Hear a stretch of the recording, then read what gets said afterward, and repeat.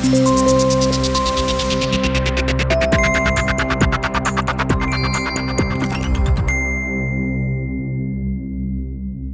longest-serving MEP in the UK has said the country will not rejoin the EU in his lifetime, and may never return to the bloc.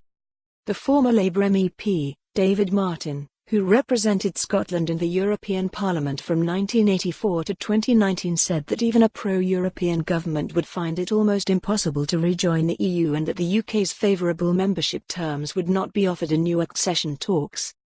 He told Scotland on Sunday, "There is no going back, and I think we are now, for at least the rest of my life and possibly forever, a third country as far as the European Union is concerned.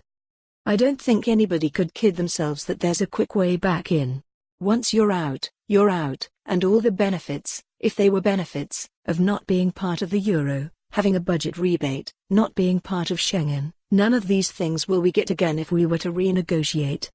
So I think even if there's a change of government in 5 years' time with a more pro-European view, membership is not going to be negotiated, so that's gone." And he issues a warning about the negotiation of a trade deal and the timescale that Boris Johnson and his government believes is feasible. He added, "Singapore took 9 years from start to finish to negotiate a trade deal. That was a fairly straightforward trade deal. It's naive in the extreme to think that the UK can do it in 9 months.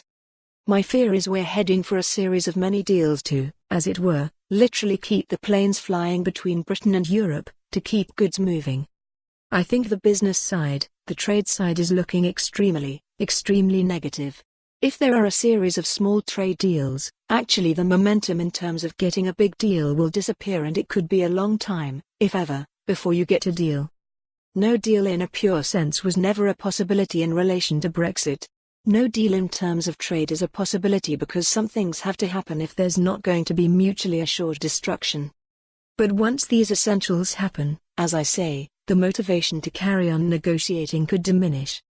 Martin also issues a warning to those areas that had benefited from EU investment and services such as universities, saying, "It was the European Union that invested millions in the former coalfield areas, and regenerated those coalfield areas. If you look around places that are very close to Edinburgh, like Newton Grange and Bonnyrigg and parts of Midlothian, villages could have literally died if it hadn't been for the investment that came from the European Union." Touching on Scottish independence and the prospect of a future referendum, Martin told Scotland on Sunday the UK needs to change the way in which it respects the views of the nations if it is to survive. "My view has been for a while." For more on this story, visit the news article link.